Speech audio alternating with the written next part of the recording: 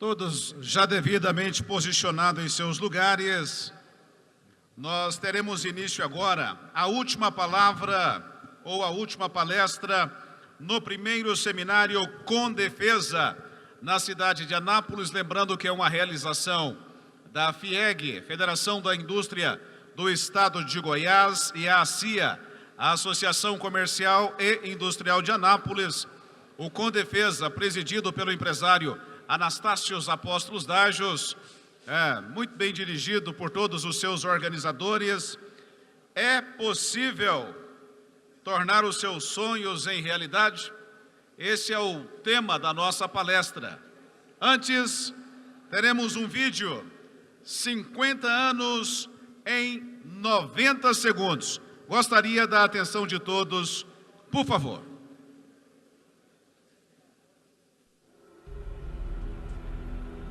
No início era o sonho de voar. Muitos diziam que era impossível. Minha mãe aconselhou: filho, você pode ser o que quiser na vida, se estudar muito, trabalhar, persistir e sempre fizer mais do que esperam de você. Comecei minha jornada como eletricista aprendiz aos 14 anos de idade. Na Força Aérea fui caçador, engenheiro e piloto de testes. Em 98, deixei as funções militares ao ser selecionado por concurso público para assumir as funções de astronauta, que é carreira civil. Como parte das tripulações da Estação Espacial Internacional, em março de 2006 realizei a primeira missão espacial brasileira. Carreguei com orgulho nossa bandeira no espaço. Na decolagem, sinalizei a todos os brasileiros: estamos indo juntos às estrelas. Vi nosso planeta em todo o seu esplendor. Trabalhei na manutenção das espaçonaves e realizei experimentos das nossas universidades mais conceituadas. Após cumprir minha missão em 10 dias no espaço, retornei à Terra em uma bola de fogo. Eu sou Marcos Pontes. Hoje me dedico à educação e à sustentabilidade, mas continuo à disposição do Brasil como astronauta e brasileiro. A jornada da vida nos ensina que, apesar das dificuldades, é importante continuar caminhando, pois sempre haverá maiores desafios a serem conquistados.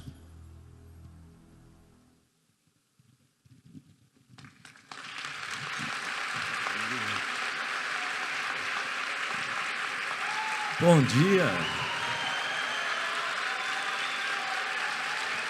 Bom dia.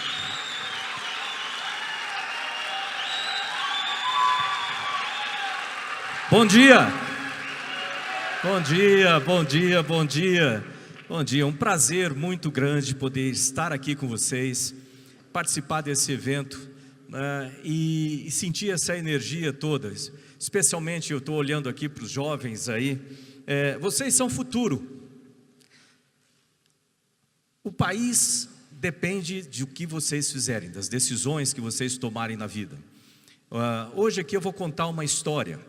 E ao longo dessa história eu vou falar de algumas decisões que eu tomei na vida e como que elas me ajudaram a realizar os meus sonhos. Eu espero que cada um de vocês, e agora eu incluo todos também, né, os mais velhos também, espero que cada um de vocês tenha grandes sonhos. E uma coisa eu te digo, é possível realizar esses sonhos. Muitas vezes a gente vê as dificuldades, a gente olha e fala: pô, será que eu vou conseguir fazer? Parece muito difícil. Eu estou aqui para dar esse testemunho de que é possível, não importa as dificuldades, o que você tem dentro de você é mais forte, é maior do que todas as dificuldades lá fora. Eu tenho certeza que cada um de vocês vai realizar o seu sonho e cada um de vocês vai contribuir para que a gente tenha o país que todo mundo sonha há tanto tempo aqui no nosso Brasil, né? Eu começo agradecendo. Eu queria agradecer primeiro ao convite da participação, né? Eu vejo aqui velhos amigos, né, de tanto tempo voando juntos, usando esse mesmo macacão, né? E é muito bom você estar entre amigos e poder falar de um tema dessa natureza. Então agradeço muito pelo convite, parabenizo pelo evento, pela iniciativa, não só do evento, mas também dessa estrutura toda, que com certeza vai ajudar o desenvolvimento da segurança, da defesa do país. Agradeço a Deus também por nos permitir estar aqui. É sempre importante a gente lembrar dessa parte, nunca esquecer disso, né? Se a gente está aqui, tem alguma razão. Então, para começar, né, eu vou começar a falar de sonho. Nada começa na vida da gente se não é por um sonho. Às vezes eu falo de sonho, o pessoal fala assim: pô, mas eu sou velho, eu tenho cabelo branco, esse negócio de sonho é coisa para gente jovem. Será que isso é verdade? Não. Sonho é uma coisa que você tem que ter até o dia que está respirando. Quando parar de respirar, pode parar de sonhar. Mas até lá é importante você sonhar, é importante você acordar de manhã com os olhos brilhando, né? E sabendo que você tem mais um dia para atingir o seu propósito. Quando eu falo de sonho, né, eu lembro que eu sou engenheiro também, engenheiro gosta de coisas práticas, né? O sonho tem 3 aplicações práticas. A primeira delas é o seguinte: você sabia que a maior parte das pessoas que querem ter sucesso na vida acabam falhando por uma razão muito simples, porque elas não têm um objetivo claro, definido.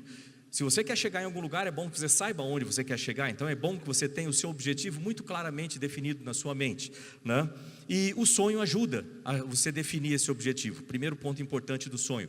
Segundo, eu não sei qual é o seu sonho, mas uma coisa eu digo: se ele for grande o suficiente, é bom que seja, você vai cair muitas vezes para chegar lá.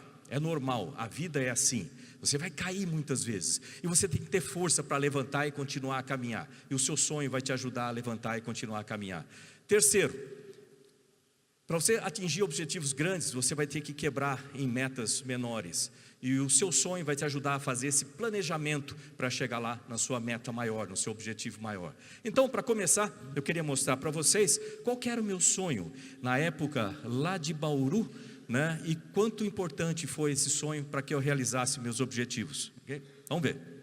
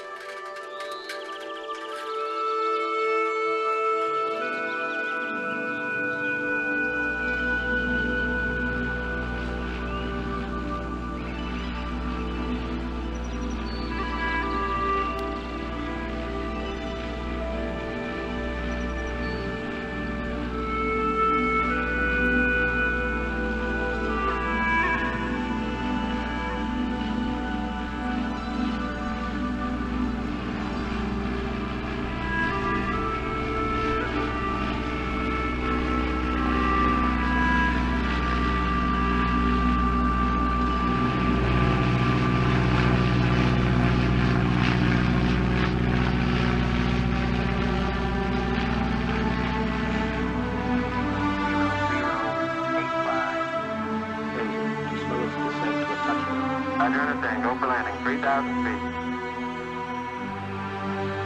That's one small step for man, one giant leap for mankind. Buzz is erecting the solar wind experiment now. Every precious minute of their 2.5 hours on the surface was programmed.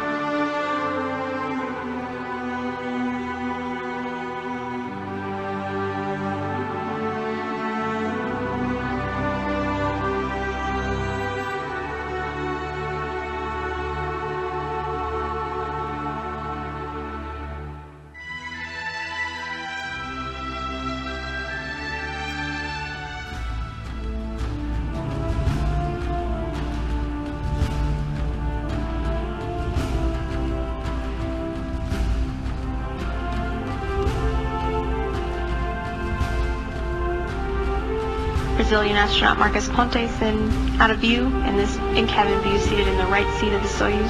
8, 7, 6, 5, 4, 3, 2, 1. Liftoff. Liftoff of the Soyuz rocket transporting Jeff Williams, Pavel Vinogradov, and Marcus Pontes to their microgravity home in space.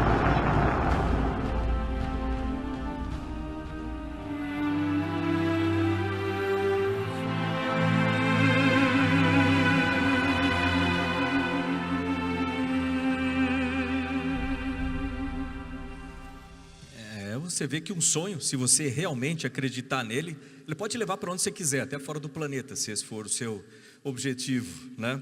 Mas vou começar essa história lá em Bauru. Quem conhece Bauru? Aí, cidade, não um sanduíche, né? Alguém? Tem algumas pessoas que conhecem lá. Eu sou lá de Bauru, né? Isso aqui sou eu, há muito tempo atrás. Você vê que a gente muda muito com o tempo, né? O cabelo fica branco, você aumenta em diversas dimensões aqui, assim. Mas o que está aqui dentro permanece a mesma coisa. E eu tinha aquele sonho de voar. Aliás, tem uma primeira pergunta que geralmente o pessoal me faz, especialmente fora do país. O pessoal chega para mim e fala assim: rapaz, você é astronauta da NASA, você é do Brasil, o Brasil não tem tradição em voo espacial tripulado, você deve ser milionário, deve ter vindo de uma família riquíssima, deve ter estudado em colégios caríssimos e coisas assim. Não, muito pelo contrário, deixa eu começar por aí. Isso aqui é meu pai, seu Virgílio, isso aqui é a minha mãe, dona Zuleika. O meu pai, seu Virgílio, ele era servente de serviços gerais, lá do Instituto Brasileiro do Café, que tinha na época lá em Bauru, aquele cara que limpa o chão, faz café, corta grama, em alguns lugares o pessoal chama de faxineiro também, né? A minha mãe, a dona Zuleika, ela era escriturária da Rede Ferroviária Federal. Somando o salário dos dois, a vida era apertada para a Chu, a gente morava nessa casa de madeira. Para quem conhece Bauru, onde tem a Praça da Bíblia, ali era meu campinho de futebol. Eu era daqueles garotos que corriam para o lado, descalços, jogando bola, e o pessoal podia olhar para mim naquela época e falar assim: esse garoto não vai dar em nada. Já notou como as pessoas julgam a gente pela aparência, né? A pessoa olha para você e acha que sabe tudo de você por causa da sua aparência. Isso é um erro muito grande, porque você não vê o que a pessoa tem lá dentro. O que a pessoa tem lá dentro é a parte mais importante de tudo, é o que vai designar se você vai conseguir chegar lá ou não. Depende só de você. E eu tinha aquele sonho de voar, eu ia para o aeroclube da cidade, ficava vendo os aviões decolarem lá, ficava grudado na cerca lá vendo aquilo era o meu sonho, mas não tinha dinheiro para pagar a hora de voo, que diga-se de passagem é muito caro até hoje, né, em qualquer lugar que você vá tentar fazer um curso de pilotagem aqui. E aí eu conversava com os pilotos de lá, eles falavam assim para mim: bom, já que você não tem dinheiro para voar aqui, por que você não vai para a Força Aérea? Na Força Aérea você pode voar, você pode ter uma carreira e assim por diante. Excelente, mas para passar na prova da academia da Força Aérea, né, muitos já fizeram academia aqui, sabem que é difícil passar no vestibular, você tem que estudar para chuchu. E além disso eu tinha que trabalhar para ajudar em casa, o que não é diferente da vida de muita gente, eu tenho certeza. Você tem que trabalhar e estudar.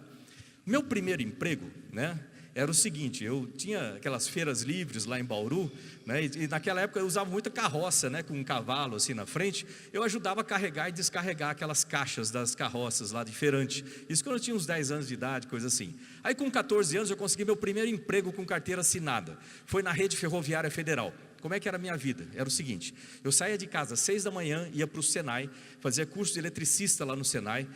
À tarde eu trabalhava como eletricista aprendiz da Rede Ferroviária Federal, ganhava meio salário mínimo. Com o meio salário mínimo eu pagava o curso noturno, que estava começando na época, aquele colégio técnico profissionalizante, lá no Liceu Noroeste, uma escola lá de Bauru. E foi assim, e chegava, voltava para casa tipo meia-noite.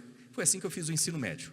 Aí você está perguntando assim: vem cá, como é que você fazia para estudar, para entrar na academia da Força Aérea? Você não tinha nem tempo e nem dinheiro para fazer o tal do cursinho, certo? Eu não tinha, mas eu tinha vontade. E aí que vem uma coisa, especialmente para vocês aí, então assim, se você tem vontade de fazer as coisas, você consegue vencer qualquer dificuldade. E como é que eu fazia? Em qualquer momento que eu tinha de folga dentro das locomotivas, eu acendia a luz de manutenção, puxava aqueles livros do bolso do macacão, livro cheio de graxa, que aquela locomotiva, né, ela é basicamente metade dela é graxa, né?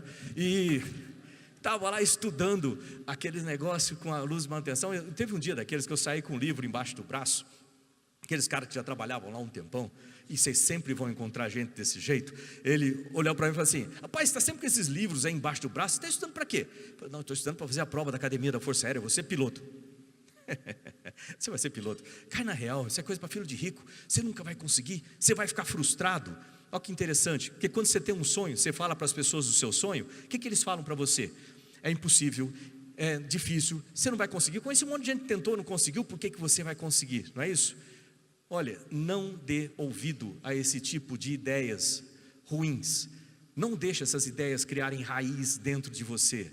Porque uma coisa eu te digo: você consegue sim fazer aquilo que você quiser, mas primeiro você tem que construir aqui, na sua cabeça. Primeiro você constrói aqui, depois você constrói lá fora. Então não deixe ideia ruim tomar raiz na sua cabeça. Eu cheguei em casa aquele dia, eu estava chateado, né? Estava jantando uma canja de galinha lá. Minha mãe chegou do trabalho, dona Zuleika. Minha mãe era italiana, brava pra chuca, aqueles olhos azuis dela assim, né? Aí ela chegou para mim, olhou e falou assim: o que foi? Fala logo o que foi. Quem tem mãe italiana sabe que eu estou falando bem aqui, né? Fala logo o que foi. Eu falei assim: não, é que eu estava lá na oficina, falei para o pessoal que eu quero ser piloto, eles falam que é impossível, que é só para filho de rico. Eu acho que eles estão certos, como é que eu vou poder passar na prova? Eu não estou fazendo cursinho, não vou conseguir acompanhar. Aí ela parou bem, olhou bem com aqueles olhos azuis e falou assim: presta atenção, eles têm a vida deles, eles fazem o que eles quiserem com a vida deles. Você tem a sua vida, eu te digo mais, você consegue ser o que você quiser na vida, desde que você estude, trabalhe, persista e sempre faça mais do que esperam de você. 4 coisas: estude, trabalhe, persista, sempre faça mais do que esperam de você. Ela falou aquilo com tanta vontade, com aqueles olhos azuis dela, que até hoje eu lembro disso, lembro da voz dela, dos olhos dela me falando aquilo. Então, para os pais e mães presentes aqui também, preste atenção no que vocês falam para os seus filhos, porque isso vai interferir diretamente no sucesso que eles vão ter lá na frente. Eu acreditei nela, né? E isso que é importante, você perceber o quanto que as palavras têm peso, né? As palavras na vida da gente, o poder que as palavras têm. Eu queria mostrar esse vídeo, que é um pedaço de filme, todo mundo já deve ter assistido, chama Em Busca da Felicidade, né? In Pursuit of Happiness. O Will Smith aqui, ele faz o papel de um vendedor, ele está completamente quebrado, não tem dinheiro para nada, é aniversário do filho dele, e a única coisa que ele consegue dar para o garoto é uma bola de basquete, de presente. E o garoto pega aquela bola de basquete, como toda criança ele vai falar do quê? Vai falar de um sonho. E quando ele fala do sonho, o que o pai faz? Tentando preservar o garoto dos problemas do futuro, tenta cortar aquele sonho. E quando o pai faz isso, o garoto pega a bola, joga a bola de lado. Afinal de contas, que graça tem você fazer alguma coisa na sua vida que não é por um sonho, não é por uma coisa que você tem paixão? Então, para aqueles que estão querendo escolher carreiras aí, preste atenção que tipo de carreira você vai escolher. Use primeiro aquilo que você gosta de fazer. Esse é o maior critério. O resto é tudo consequência. Aí o garoto joga a bola de lado, o pai percebe o erro que fez e vai falar uma frase que eu queria que todo mundo prestasse atenção. O que o pai vai falar para o garoto na última frase desse vídeo? Vamos ver. Eu sou profissional. Opa! Eu sou profissional. Oh, muito bom, hein? Eu não sei não, sabe? Provavelmente você será tão bom quanto eu era. É assim que as coisas são e eu era abaixo da média no basquete. Provavelmente você também não será lá essas coisas, então você vai ser bom em muitas coisas, mas não em basquete. Eu não quero que fique arremessando essa bola dia e noite, tá bom? Tá bom. Tá bom? Então vai lá, manda.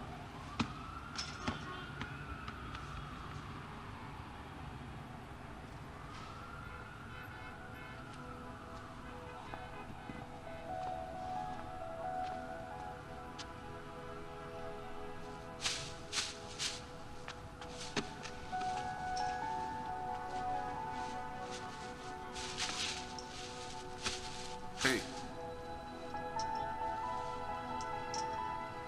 Nunca deixe ninguém te dizer que não pode fazer uma coisa. Nem mesmo eu. Tá bem?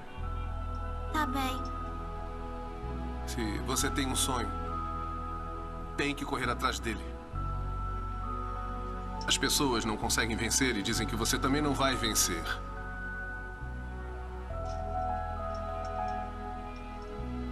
Se você quer uma coisa, corre atrás. Ponto.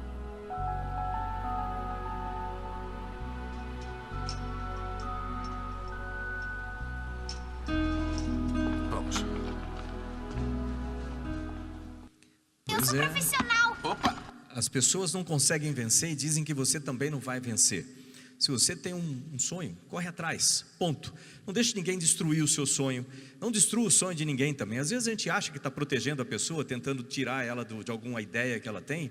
Não, deixe a pessoa, ajude no que for possível. E não destrua o seu próprio sonho, que muitas vezes a gente chega em frente ao espelho e nós mesmos somos aquelas pessoas que mais criticam o que a gente pode fazer. E assim a gente se desanima, né? Então é importante acreditar no seu sonho para começar.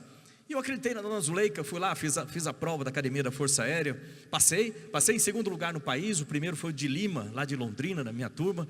Fui lá para a Academia da Força Aérea, e eu sei que tem outros que já fizeram academia aqui também, que vão concordar comigo. Quando você chega lá, a primeira ideia que eu tive assim, que eu ia chegar lá na academia, ia ter um instrutor esperando lá na porta, no portão sul ali, de macacão, muito simpático, ia me receber e falar assim: bem-vindo à Academia da Força Aérea. Você se esforçou muito, nós somos muito orgulhosos de você. Está vendo aqueles aviões lá no fundo? Tem uns aviões brancos, tem outros coloridos. Você vai escolher um dos brancos, escolhe a cor, a gente vai pintar da cor que você quiser, vamos botar o seu nome nele. Bom, tem muito militar que você sabe que não é bem assim, quando você chega lá. Bem diferente tudo, mas é assim na vida da gente também. As coisas nunca acontecem da maneira como você imagina que vão acontecer no seu planejamento. Seja preparado para encarar as diferenças, né? Encarar as coisas que vão acontecer de maneira diferente. Mantenha a persistência ali. Eu lembro que de vez em quando tocava, com certa frequência, né, tocava a corneta no meio da noite lá no alojamento. A gente tinha que descer correndo, entrar em forma lá por pelotão. Aí aparecia o Boteca, lembra do Boteca, né, para ir correndo lá pelo meio do mato da academia, né? E uma das noites daquela, estava com o meu grupo lá assim. Ali a academia, para quem não conhece, fica perto do rio Mogi e forma umas lagoas assim, umas coisas. Eu lembro que a gente estava no meio de uma lagoa daquela, com água por aqui, água, lama por aqui assim, e todo mundo um olhando para a cara do outro, uma cara de pé da vida, né? Um frio danado, e eu estava quase entrando naquele clima, né? Todo mundo estava quase entrando naquele clima assim, e de repente uma coisa chegou na minha cabeça. Aliás, você já notou uma coisa? Que miséria adora companhia? Miséria adora companhia. O que eu quero dizer é o seguinte: você já viu alguém, por exemplo, que está indo para o trabalho e no meio do caminho é insultado, no meio do trânsito, chegar no trabalho e fala assim: olha, vou fechar a porta aqui, não fale comigo por enquanto, que eu estou meio chateado, eu não quero contaminar ninguém mais. Já viu alguém fazer isso?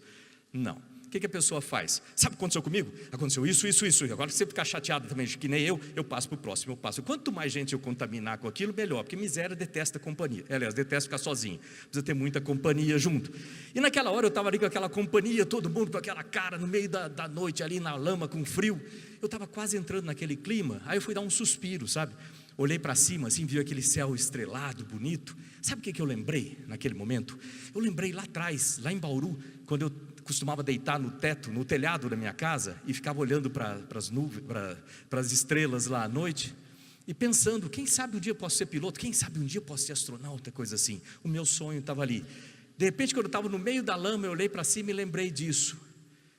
O que passou na minha cabeça foi o seguinte: embora eu esteja aqui agora, no meio da lama, com todo mundo olhando para mim, com cara de pé da vida, todo mundo chateado com a situação e querendo me levar para esse clima, o meu sonho continua a brilhar lá em cima, exatamente da mesma forma que ele brilhava lá em Bauru, no começo de tudo.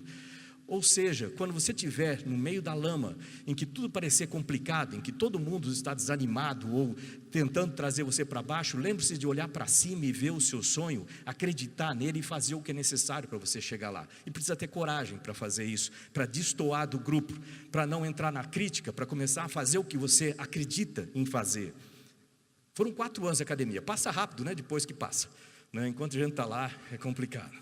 Acabou a academia da Força Aérea, eu fui lá para Natal, no Rio Grande do Norte, para fazer curso de aviação de caça. Aliás, esse aqui sou eu, naquela época, né?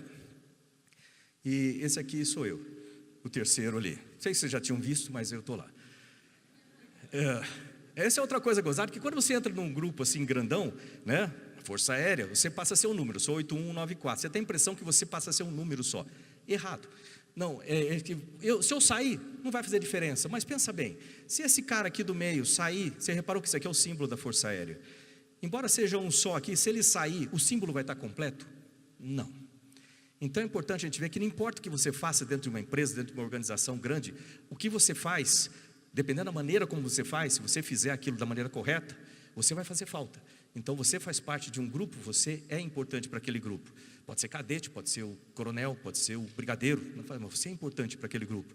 Fui lá para Natal fazer curso de aviação de caça, né? De lá fui transferido para Santa Maria, no Rio Grande do Sul, né? 3º do 10º grupo de aviação, Coronel Paulo César, era o meu comandante lá na época, a gente voava Chavante na época, e lá a vida acalmou. Pensa bem, eu já tinha realizado meu sonho, eu era piloto de caça, aí eu fiz curso de segurança de voo, comecei desde 1987 que eu trabalho com isso, até hoje eu faço isso, que depois que é uma coisa que você, depois que pega, você nunca mais vai largar, mais de 30 anos fazendo isso.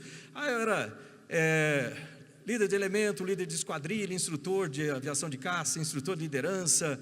A vida ficou estabilizada, eu casei, meu filho Fábio nasceu lá em Santa Maria. Muito bom isso, né? É o que todo mundo quer, quando você chega a uma certa hora na vida que está tudo estabilizado assim, né? Bacana isso, né? Cuidado. Eu estou falando agora olhando mais para os jovens lá, porque quando você chega nessa época que você acha que está tudo estabilizado, que você realizou o seu sonho, é quando as pessoas, a maior parte das pessoas se acomoda, entra naquela zona de conforto e não quer mais sair de lá. Eu digo assim para você: se você quer ter sucesso na vida, nunca, nunca, nunca se acomode, nunca fique parado lá achando que está tudo certo. Em qualquer profissão que você tiver, porque enquanto você está parado, a vida está prosseguindo, as outras pessoas, a profissão está indo para frente, e você não está aprendendo mais nada, você está indo para trás, literalmente. Então, sempre procure aprender coisas novas. E pensando nisso, eu falei com o Coronel Paulo César lá, pedi, falei, pô, eu quero fazer um curso. Que curso? Eu quero fazer curso de engenharia. Pô, engenharia? Fazer para quê, rapaz? Você é casado, você tem filho, você não vai conseguir acompanhar. Falei, não, eu posso tentar? Pode, onde você quer fazer? Eu quero fazer lá no ITA, Instituto Tecnológico de Aeronáutica. Você não vai conseguir acompanhar. Eu devo ter cara de burro, coisa parecida, né? Você não vai conseguir acompanhar. Eu falei, pô, não, posso tentar? Ele pode, faz lá o vestibular, se você passar, você entra, né? Fiz lá o vestibular do ITA, passei, fui para a engenharia aeronáutica. Eu tinha notado uma coisa, que era o seguinte, e isso é importante, você quer ter oportunidade na vida? Construa oportunidade. Porque tem muita gente que fica sentado esperando a oportunidade chegar, ela não chega, né? O pessoal olha para mim e fala assim, cara, você teve muita sorte na vida, né? Eu falo, sorte? É, rapaz, você conseguiu você tem um monte de sorte, comigo não acontece nada. Será que é assim? Não. Se você quer oportunidade, você tem que buscar, criar oportunidade, né? E o que eu tinha notado na época foi o seguinte, que lá no CTA, hoje DCTA, o que tinha a divisão de ensaios em voo, né, onde são feitos os ensaios dos aviões, os testes dos aviões da Força Aérea, na época chamava de divisão de ensaio em voo, hoje é um instituto. Lá tinha o piloto de testes e o engenheiro de testes, não tinha nenhum que era piloto e engenheiro do mesmo corpo. Eu falei, opa, tá aí uma coisa interessante, se eu pegar a minha parte de piloto operacional, somar com a parte do ITA, eu posso me tornar um piloto de teste, que é piloto e engenheiro, e com isso eu vou criar oportunidades. E criei oportunidades, né? E com isso eu tive a oportunidade, por exemplo, na década de 1990, de voar praticamente todos os aviões que a gente tinha na Força Aérea. Até eu encontrei alguém aqui que estava comigo voando lá em Santa Cruz, por exemplo. Olha lá, a gente voava em Santa Cruz, voava F-5 lá, etc. Então, praticamente voei todos os aviões que a gente tinha na Força Aérea na época. Aí eu tive chance de voar com a Força Aérea Americana também, voar F-15, F-16, com a Marinha Americana voar F-18, depois com a Rússia voar MiG-29, ou seja, a chance de voar uma série de aviões, né? Então satisfazer esse meu desejo de voar e aprender mais. Eu estava ali no CTA, do lado do ITA mesmo, né? O professor Sandro lá do departamento hoje de matemática, na época de engenharia aeronáutica, professor, quero fazer um mestrado. Por que eu estou fazendo isso? Por que eu comecei a fazer isso? Porque a vida começou a ficar tranquila. Digo isso para vocês, se a vida estiver tranquila, está errado.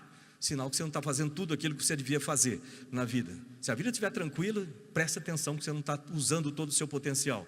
Eu falei, professor, eu quero fazer um mestrado. Mestrado em quê? O que tem? Aí ele me mostrou uma relação lá. Eu olhei a relação, né?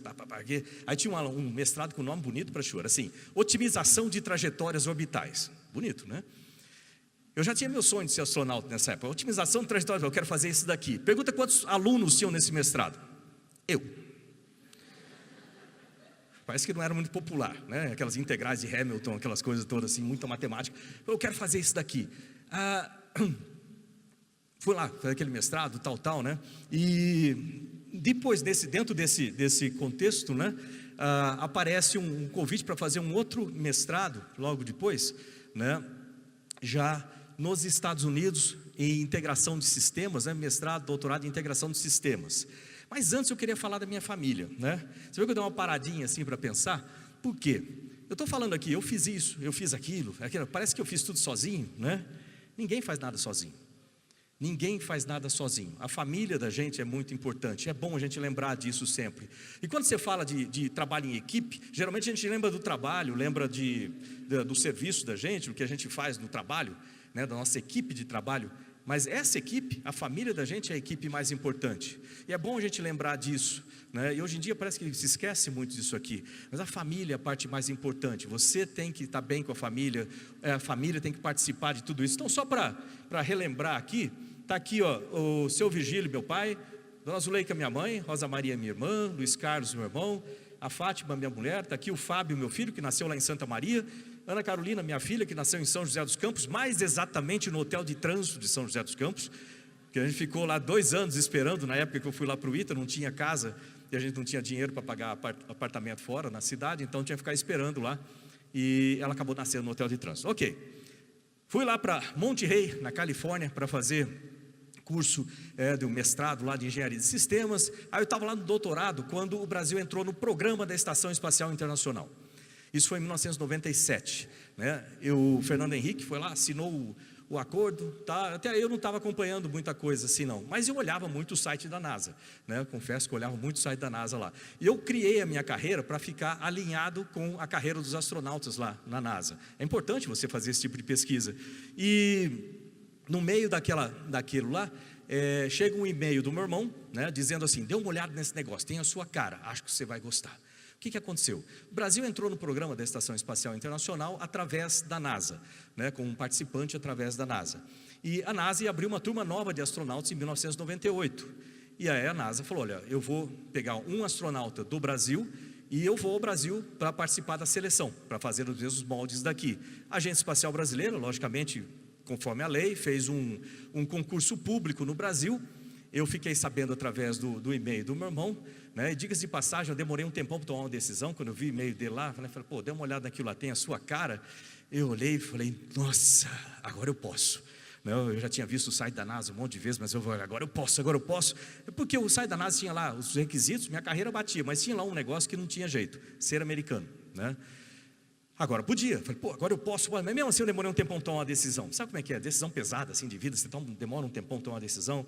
Acho que deve ter demorado ali, sei lá, uns 30 segundos, mais ou menos. Aí preenchi a papelada toda, né? Tinha que preencher aqueles formulários lá do site da NASA. Preenchi, aí mandei os faxes lá para a NASA, para a Agência Espacial Brasileira, para o Departamento de Pesquisa da Força Aérea que tinha na época. E assim vai, mandei os faxes, fiquei lá esperando, né? Demora uma semana, nada. 2 semanas, nada. Você já reparou que todo mundo tem um anjinho de um lado e um diabinho do outro? Todo mundo tem isso. O anjinho fala coisas boas, o diabinho fala coisa ruim. O tempo todo você vai ter isso, né? E depois de 2 semanas lá esperando e não acontecia nada, o diabinho entra em cena, né? Tudo bem? Você está esperando o quê? Que alguém mande alguma coisa para você lá do Brasil? Rapaz, você está aqui em Monte Rey, na Califórnia. Deve ter lá 300 mil candidatos no Brasil. Você é o 300.001. O seu requerimento é o último. Deve ter caído da mesa, ninguém nem vai prestar atenção nisso. Não vão chamar, você vai ficar frustrado. Interessante como esse daqui só lembra das coisas ruins do passado, né? E do lado de cá o anjinho só falava assim: mas já pensou, hein? Não precisa nem falar mais nada, né? Já pensou, hein? Ok, estou lá, demora mais 1 semana, nada.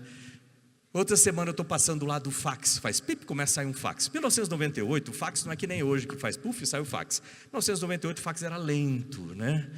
É aquele papel, eu sei que tem gente que lembra que está fazendo de conta que não lembra, isso é muito passado, não, mas lembra assim, tinha aquele rolinho de papel que ia ficando azul, ele ia saindo, ia ficando azul, e começava assim, zim, zim, a gente chamava de fax zim, zim, por causa disso, ficava zim, zim, zim, zim, e demorava aquilo. Eu vejo o símbolo da agência espacial, eu falo, é o resultado, zim, zim, vontade de pegar aquele negócio e puxar, né?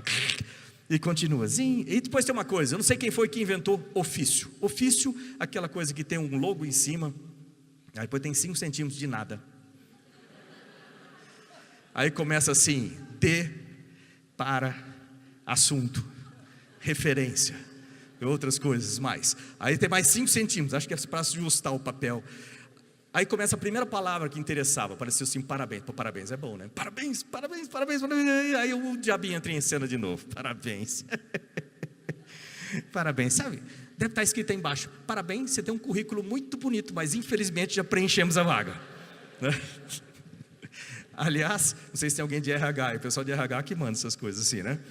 Mas aí outra coisa, né? Ficou além daquilo lá, né? Mudou de linha, né? E ficou tudo lento, né? Ficou tudo lento. A partir daquele momento, parece que entrou tudo em câmera lenta.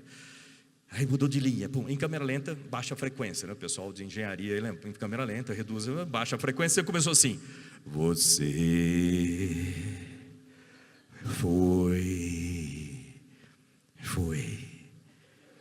foi aprovado. Na primeira fase. Puta, tem mais fase. Não sei porque eu tinha esquecido que podia ter mais fase.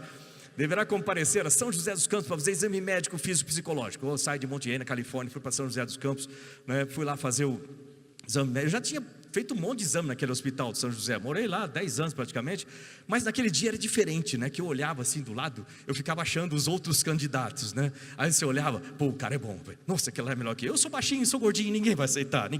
Você já notou como, quando você começa a se colocar em uma posição desse tipo, você acha todos os seus defeitos, você acha que você é o pior dos moicanos, cuidado com isso, lembre-se de pensar de maneira positiva ali. Mas eu estava com medo naquela hora. Aí, sei lá quantos dias, uma semana de exame lá, fizemos todos os exames médicos, físicos, psicológicos e tal. No final dos exames, uma enfermeira lá falou assim: olha, senhores, nós vamos apresentar o resultado. Aliás, nós não, a agência espacial vai apresentar o resultado e vai apresentar individualmente para vocês pelo telefone. Ok. Aí eu falei: eu não vou voltar para Monte Rei. Fui para Bauru, na casa da minha mãe, fiquei lá esperando. Espero um dia, nada. 2 dias, nada. Terceiro dia tocou o telefone, a gente não tinha celular. Isso em 1998, nem parece que é 20 anos atrás. Não tinha celular, toca o telefone, aquele telefone grandão. Minha mãe atendeu o telefone: Marcos, tem uma ligação de uma agência aqui para... é para mim. Ficou tudo em câmera lenta de novo. Peguei o celular, peguei o telefone para atender. E do outro lado tinha obviamente, né, do outro lado tinha uma voz, né, no telefone, mas era uma voz assim de radialista de 1h da manhã, mais ou menos. A conversa foi mais ou menos assim, né, para vocês terem uma ideia. Atendi o telefone, né? Alô? E eu estava nervoso, né? Lógico, então atendi o telefone, foi mais ou menos assim. Alô? Alô? Alô? Sim? Marcos. Sim. Pontes. Sim. Marcos Pontes. E ele dava essas paradas. Você vai dar um recado desse para alguém? Nunca para, assim você mata a pessoa do coração, né? Aí lá as paradas, eu: alô? Alô? Aqui é o doutor Raimundo Mussi. Da Agência Espacial Brasileira. Alô? Alô? Alô? Marcos. Sim. Com relação ao exame de astronautas. Sim. Com relação ao exame médico. Parece o cara apresentando aqui, né? Sim. Sim. Eu gostaria de informá-lo que... Alô? Alô? Alô? Alô? Marcos. Sim, você está me ouvindo? Sim, 5 por 5. Gostaria de informá-lo que o senhor foi... Alô? Alô? Marcos. Sim. Você está me ouvindo? Sim, sim. O senhor foi aprovado. Na segunda fase. Ok. Deverá comparecer à Agência Espacial Brasileira, né, para a 3ª fase, que é uma sabatina em inglês, com a NASA, Agência Espacial Brasileira, Academia Brasileira de Ciências, um monte de gente. Fui lá para a Agência Espacial Brasileira, né, cheguei lá, encontrei, ficamos só em 5 candidatos no final. Você entra na sala, não sabe o que fala, né, um olha para a cara do outro: e aí, tudo bom? Pois é, né, tá calor aqui, né? Aí entra um cara, parecia o Einstein na sala, sabe, um terno cinza, cabelo branco assim, todo aí, então, senhores, é o cara, né? Bem-vindos à Academia, à Agência Espacial Brasileira. Nós vamos realizar essa seleção, essa sabatina individualmente, 1 a 1, um de cada vez. A ordem é aleatória. O senhor é o primeiro. Pegou o cara, levou. Os outros ficaram lá, né? Demora meia hora, volta o cara com o olho esbugalhado assim, né? E aí, rapaz, perguntaram o quê? Nem te conto. Não, conta, pô. Perguntaram sobre a minha vida. Ok. O que mais? Perguntaram sobre equações de Maxwell. Equações de Maxwell? Cai isso, que é negócio de eletromagnetismo? Cai. Você não estudou o que ia cair, não? Tinha essa relação? Eu fui o terceiro a ser chamado, vou no corredor assim, né? Pô, equações de Maxwell, como é que é mesmo? Não lembro mais nada. Eu sou engenheiro aeronáutico, não lembro. Entrei na sala nervoso para chu, respondi as perguntas, né? Durante 20 minutos, não perguntaram nada de Maxwell. Aliás, uma coisa, conselho para a vida de vocês: muitas vezes a gente fica preocupado com um monte de coisas na vida que nunca vão acontecer. Então faça um bom gerenciamento de risco para ver exatamente o que pode, o que não pode realmente te afetar. E não fique preocupado com coisas inúteis, né? E aí eu respondi todas as perguntas lá, saí da sala, ficamos esperando. Depois de 5 horas que todo mundo já foi entrevistado, chega o doutor Mussi de novo: senhores, ok, nós já temos um veredito, ok, e nós vamos apresentar individualmente, 1 a 1, um de cada vez. A ordem é aleatória, você é o primeiro. Pegou o cara, levou. O cara nunca mais voltou, cara, sumiu. Aí eu falei, caramba, o cara foi abduzido aqui na agência. Eu fui o terceiro a ser chamado, de novo. Fui no corredor pensando assim, pô, cheguei até aqui, tá bom, né? Pensa bem, eletricista aprendiz, cheio de graxa, tô na final para ser astronauta. Mas não vão aceitar. Não. Ah, não, e se aceitar? Então, aquela briga que você fica dentro de você, entrei lá, tinha uma sala, um cara, um senhor lá, ele olhou para mim, eu olhei para ele, olhou para mim, eu olhei para ele. Para mim, parece que demorou, sei lá, umas 3 horas aquilo, deve ter demorado uns 30 segundos. Aí era que eu estava pronto para falar alguma coisa, ele, Marcos, eu assim, fecha a porta, eu fechei a porta. Aí voltei, ele, Marcos, sim senhor, Pontes, não, sim senhor, Marcos Pontes, sim senhor, sou eu. Você foi o aprovado, escolhido para representar o Brasil como astronauta na NASA, no Johnson Space Center em Houston, no Texas, junto a outros 15 países participantes do programa da Estação Espacial Internacional. Você, se aceitar, pode ser o primeiro astronauta da história do nosso país. É esquisito, né? Porque você espera tudo, menos que dê certo aquilo que você queira. Não sabia o que falar para ele. Parece cachorro correndo atrás de carro, já viu? O carro para, eu ficava, pô, né? Não sabia o que falar. Aí ele falou assim, bom, o que eu estou te entregando agora é uma mensagem a Garcia. Não sei se alguém lembra ou se não conhece, pesquisa na internet. Mensagem a Garcia.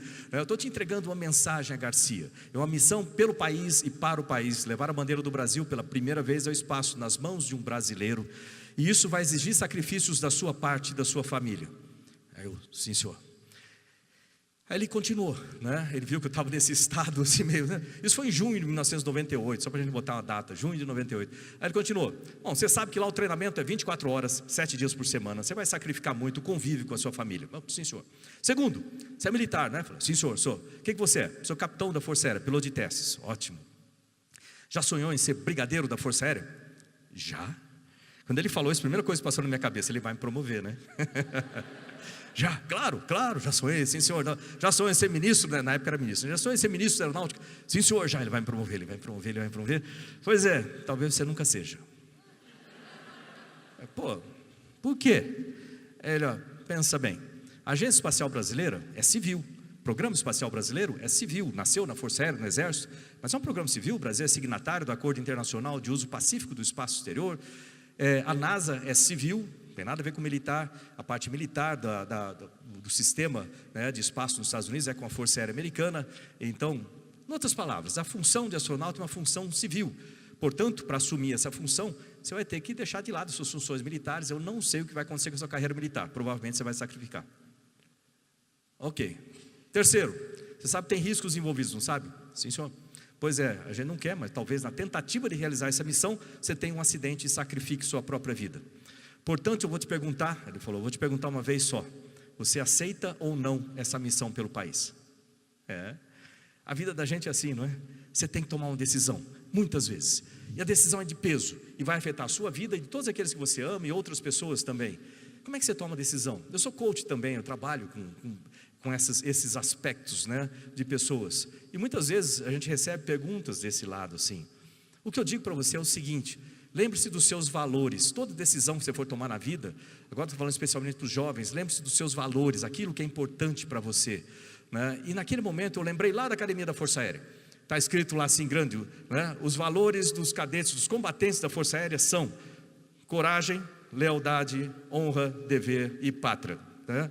Eu falei, pô, sim senhor, eu aceito, isso está de acordo com os meus valores. A partir dali, minha vida mudou um bocado, né? Eu fui para a minha primeira coletiva de imprensa. Eu não sabia nem o que era coletiva, para mim eu sabia que era coletivo, né, de helicóptero, mas aí fui para lá, na coletiva, aquele monte de pergunta. No final das perguntas, eu já não sabia mais o que responder. Eu estava, quem vira esses aí, está em 1998, né, tem lá nos jornais, tudo. Eu estava bem na frente da bandeira do Brasil, ali tinha o ministro de Ciência e Tecnologia, tinha um monte de gente importante, o presidente da agência, e eu, ali no canto, perto da bandeira do Brasil, eu ficava segurando a bandeira do Brasil, assim, que nem uma muleta ali, né, emocional. É bom a gente lembrar disso, que a bandeira do Brasil serve para essas coisas também, para a gente lembrar da importância que tem as coisas. E aí no final daquelas perguntas todas, um repórter lá no fundo levantou a mão e falou, eu tenho uma pergunta para o astronauta. Eu não era astronauta ainda, eu era aspirante a astronauta. Você passa 2 anos fazendo curso como aspirante. Mas, pois não, e esse cabelo branco aí? Pô, sei lá, estava começando na época, ficava começando a nevar aqui, né? Estava começando a nevar. Nossa, muda, tá arisco esse negócio aqui. Estava começando a nevar ali, né? Eu falei, sei lá, isso... A primeira coisa que eu lembrei da minha mãe tinha cabelo branco, meu pai tinha um pouco cabelo branco. Eu falei, é de família. Foi isso que eu falei, é de família. Ok. Dia seguinte, sai uma série de jornais. Se olhar lá em junho de 98, vai ter uma pilha de jornal assim, né? E um dos jornais grandes, uma folha grande lá de São Paulo, e escreve assim: primeiro astronauta brasileiro confessa. Confessa o quê? Que tem cabelos brancos por preocupação, escrito desse tamanho, com a família. Eu falei, não, eu falei preocupação, nem preocupação com a família, né? Eu não tenho problema na família, pô. Mas é assim mesmo, né? A imprensa muitas vezes não retrata exatamente o que deveria. Ok. Fui lá para Houston, né, 2 anos de curso para me formar como astronauta profissional, especialista de missão. Especialista de missão, um nome bonito para dizer mecânico de espaçonave. Então, basicamente, o que eu sou é mecânico de espaçonave. Minha função a bordo principal é montar sistemas, desmontar sistemas. E quando eu estou no chão, é fazer projetos de sistemas e principalmente interface humana. É isso que eu faço. E eu... 2 anos, me formei lá em dezembro de 2000, né? Recebi meu brevet de astronauta. Charlie Precourt era o chefe dos astronautas. Aliás, ele parece contigo. Aí ele chegou assim na minha frente, ele falou assim: Marcos, parabéns, você agora é oficialmente o primeiro astronauta brasileiro. Obrigado. Aí ele deu um passo, voltou. Ele falou assim: sabe que a gente estava conversando lá no cafezinho? E você sabia que você é o primeiro astronauta profissional que representa um país do hemisfério sul do planeta Terra inteirinho? Eu não. Tem o Carlos Noriega, que é lá da Colômbia, Peru, sei lá de onde. Tem o Frank Caldeiro, da Argentina. Tem o Andy, que é lá da Austrália. Eles são do sul, né? Não. Esses aí nasceram desses países, vieram para os Estados Unidos, se tornaram cidadãos americanos, voam pelos Estados Unidos da América com a bandeira americana. E não vão obedecer, e muito menos voar com as bandeiras do Peru, sei lá o que for, Argentina ou Austrália. Eu falei, ok, quando é que eu vou voar? Né? Não sei, eu achava que eu ia voar em 2001. Não aconteceu. 2002, não. Aliás, cá entre nós, aqui, né? 2002 o Brasil foi quase expulso do programa da Estação Espacial Internacional. Não vou prolongar nessa área, é mais questão administrativa aqui. Mas para quem quiser saber dos detalhes, depois da palestra, eu vou ficar ali fora, tem naquela entrada, tem uma mesinha lá, que tem alguns livros. Sempre a editora manda alguns livros. Aliás, quem puder comprar, compre, que ajuda a minha fundação também. E um desses livros chama Missão Cumprida, né? Missão Cumprida tem essas histórias inteirinhas lá. Então vai lá, eu assino, tiro foto, aquela coisa toda. Mas 2003, Colômbia, acidente da Colômbia.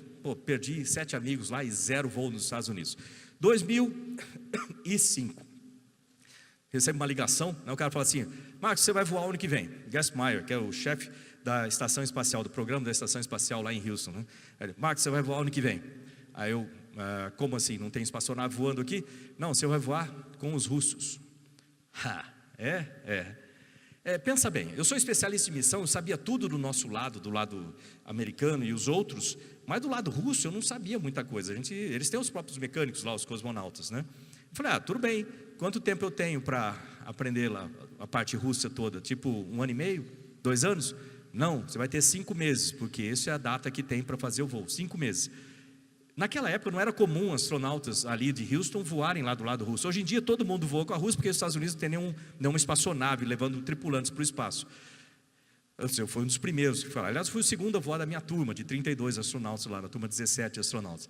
E aí eu falei, 5 meses, tudo bem. O desafio era enorme, mas pensa bem, isso vale para todo mundo aqui. A gente fica chateado com desafios na vida, mas desafios são as coisas que criam a nossa personalidade, que criam a nossa excelência em fazer as coisas, são importantes.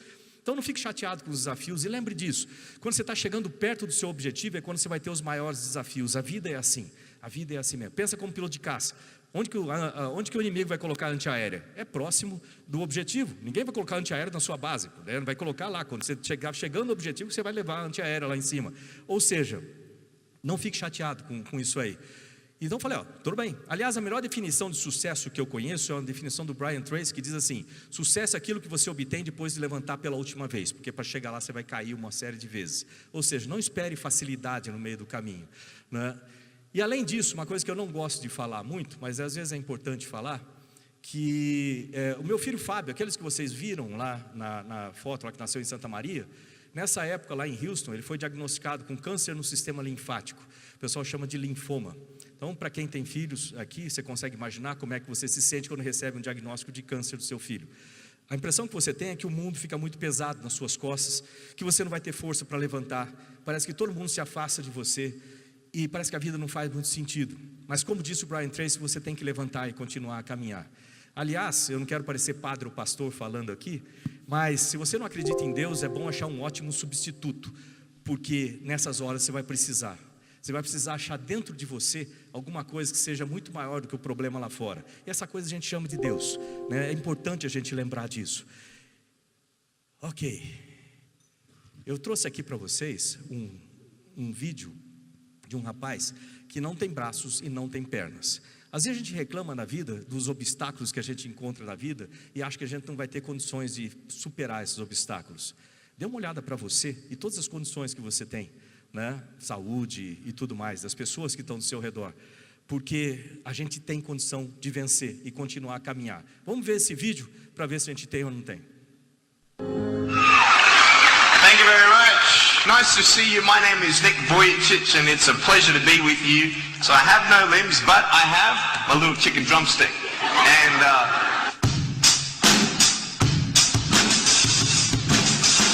so it's like,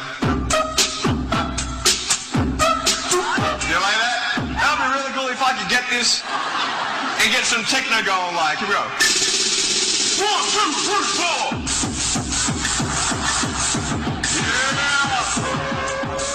There you go, you like that? Is that cool?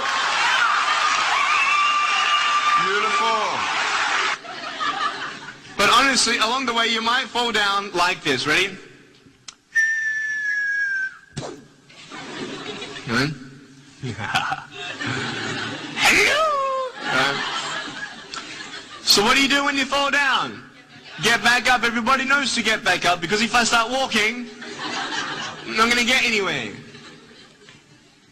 But I tell you, there are some times in life where you fall down and you feel like you don't have the strength to get back up. Do you think you have hope? Because I tell you, I'm down here, face down, and I have no arms, no legs. It should be impossible for me to get back up, but it's not. You see, I will try 100 times to get up, and if I fail 100 times, if I fail and I give up, do you think that I'm ever going to get up? No. But if I fail, I try again, and again, and again. But I just want you to know that it's not the end. It matters how you're going to finish. Are you going to finish strong?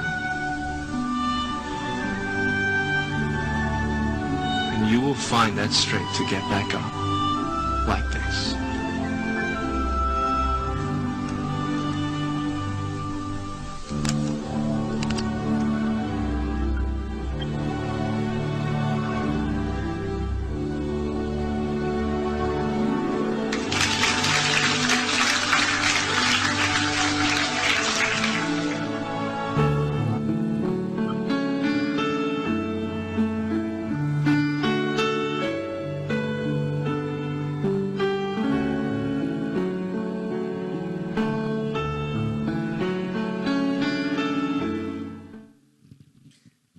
A gente tem muito mais força do que a gente imagina.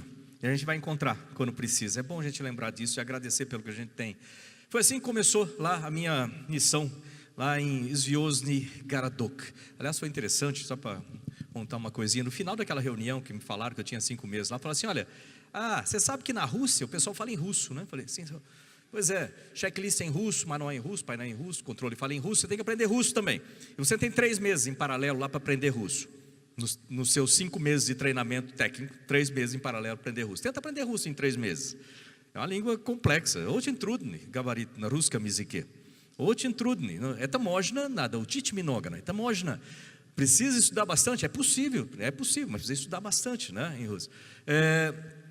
E assim que eu fui para lá, para Zviozny Garadok, o pessoal chama de Star City. Aliás, alguém sabe como falar oi em russo? Oi. Então vou ensinar aqui. Oi, a gente fala privyet. Tenta, privyet. Privyet. Agora se eu for falar com uma pessoa mais tipo um professor, mas você não fala privyet, que é muito informal, você fala здравствуйте. Vamos por partes. Здравствуйте. Здравствуйте. Pronto, já sabe falar oi em russo, tá vendo? Ok, vamos lá para missão Centenário, né?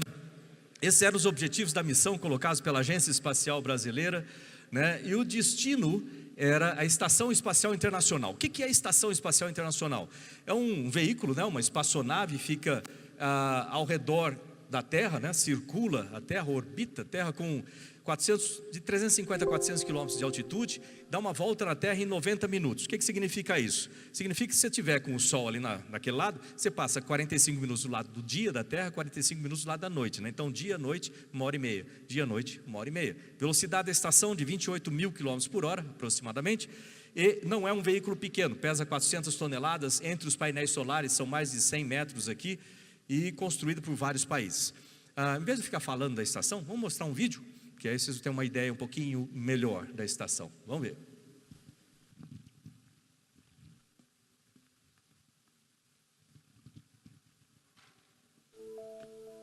We found a common ground upon which adversaries and former enemies can come together. I have long believed that a society that stops exploring is a society that stops progressing. This program is the bridge to the future for human spaceflight. What happened in this last year is truly phenomenal. The space station today is the largest and most capable space station ever flown.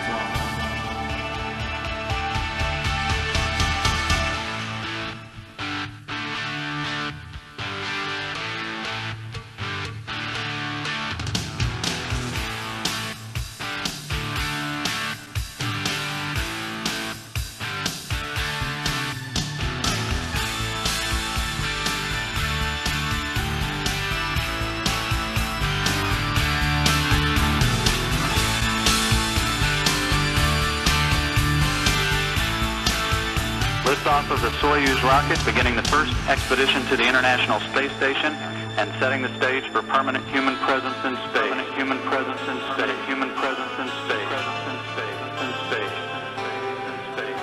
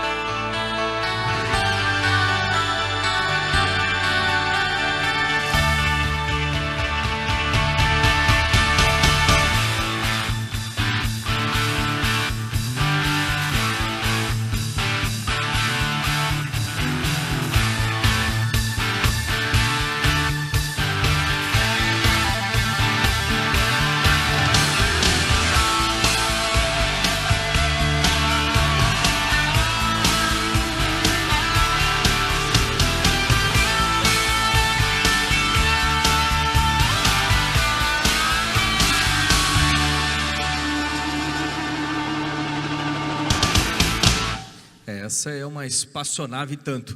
Treinamento lá na Rússia, vamos passar rapidinho por aqui, é semelhante da NASA. Uma coisa que eu era iludido antes de ir para lá, eu achava assim, treinamento de astronauta, eu achava que era treinamento físico, não sei porque eu tinha essa impressão, mas não, treinamento técnico. Então 70% do treinamento é técnico, muito estudo, muita montagem, desmontagem de sistemas, porque essa é a função básica lá no espaço. Então treinamento técnico. 15% do treinamento é treinamento emocional, preparação emocional com psicólogos, psiquiatras, etc. 10% do treinamento é com médicos no hospital, na parte fisiológica, para você entender o seu corpo e como ele vai ser atingido lá no espaço. E 5% só é a parte física, que convenhamos, é a parte mais simples. Se você tiver um bom treinador, com 5 meses, 6 meses, você está pronto para ir ao espaço, né, fisicamente. O restante que leva bastante tempo. E aqui eu trouxe algumas coisas um pouco mais pitorescas aqui do treinamento, fora o estudo, né? Isso aqui, por exemplo, é treinamento de 0G. Por que 0G? Por causa dessa dinâmica da estação espacial, tudo lá dentro flutua, você flutua, os sistemas flutuam, então você tem que aprender a trabalhar e conviver nesse meio. Por isso a gente usa aviões que fazem voos parabólicos, no topo de cada parábola você tem ali 30 segundos para se adaptar um pouco naquela situação. Treinamento de experimentos e pesquisas. A Estação Internacional é um laboratório e ali dentro a gente tem pesquisas de vários países, de universidades, centros de pesquisas, empresas e etc. Então são, hoje em dia, literalmente centenas de experimentos. Na minha época eram mais de 80 ali, né? E o que acontece? Você lá no espaço, como segunda, minha primeira função são sistemas, a segunda é realizar experimentos. Então você funciona como as mãos e os olhos dos cientistas lá. Então você tem que aprender com eles o que eles querem que você faça. Treinamento de sobrevivência, né? Tem vários tipos de campos de sobrevivência. Treinamento fisiológico aqui, alguns exemplos. Isso aqui é uma coisa que todo piloto adora, cadeira de Barani. Lá a gente tem que fazer a cadeira de Barani depois de jantar, todo dia, 15 minutos na cadeira. 15 minutos na cadeira, girando lá com você, para você se habituar com rotações. Por que rotação? Porque a espaçonave gira com você muito no espaço, praticamente 2 dias girando lá com você. Isso aqui é treinamento de 0G, né? De alto fator de carga, centrífuga humana. A Soyuz, ela pode atingir 7 Gs durante a subida e 11 Gs durante a descida. Então, você treina ali, né, você treina com 8 Gs, um perfil de 8 Gs na centrífuga. Então, aos poucos, você vai se habituando e aprendendo como continuar a trabalhar com alto fator de carga. Isso aqui é comida espacial. O pessoal fala assim, tem comida pílula, essas coisas. Não, nada disso. A comida é comida enlatada e comida desidratada. Vai por espaço sem água, lá você coloca água e mistura, espera um pouquinho, depois você corta e come com a colher, né? Se sai um pedaço voando, não tem problema, você voa atrás dela, você pode voar também, isso é tranquilo. Agora, a questão é que na estação, levar água é complicado, então a gente reaproveita a água lá demais. Então a água é reciclada, inclusive toda a urina é reciclada.